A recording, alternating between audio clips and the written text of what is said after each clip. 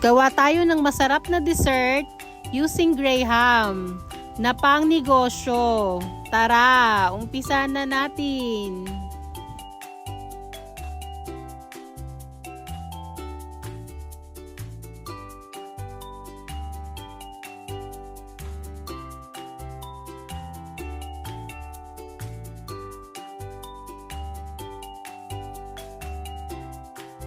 Nagtunaw na tayo ng butter. Ito po ay 1/4 cup.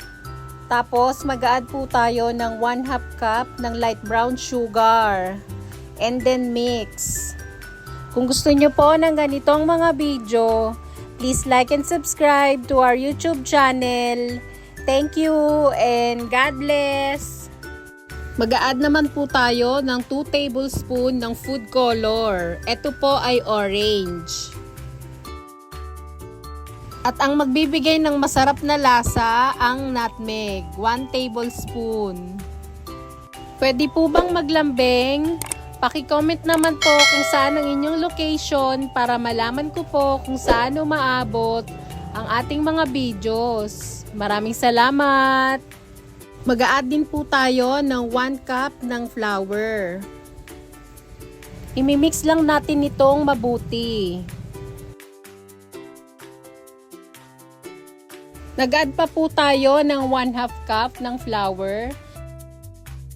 Tapos gumamit na tayo ng gloves para po mas madali natin ma-mix yung ating mixture. Lulutuin na po natin ang ating buttercup powder. 2 minutes lang natin tong isasalang sa medium heat. At yun po, halo ng halo para po maiwasan natin na masunog. At kapag luto na po, isi-set aside muna natin ito. Gagawa naman tayo ng Graham balls na dough. Gagamit po tayo ng 1 can ng condensed milk. Ang brand po na ginagamit namin ay Jersey. 1/4 cup ng evaporated milk para po hindi ganon katamis at hindi mahirap haluin. Maglalagay din tayo ng 1 tablespoon ng nutmeg para po yung Graham balls natin ay lasang buttercup. Sana po ay may nakuha kayong idea sa video ito. Please like and subscribe to our YouTube channel. Thank you and God bless! Ilalagay na po natin yung ating 2 pack ng 200 grams ng Graham powder.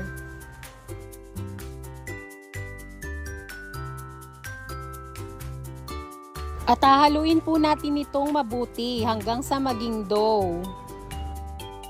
Kapag ganito na po, pwede na muna natin itong i-rest at least 5 minutes. Kikling wrap lang po muna natin ito.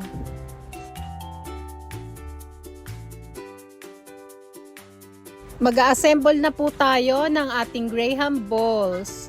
Kung meron po kayong pang scoop, at least 1 tablespoon po yung kailangan natin ng Graham balls na dough. Ayan po, ipipress lang natin ito sa gitna para po mailagay natin yung ating marshmallow. Tips lang po, since malaki po yung ating marshmallow, hinati ko po ito sa gitna.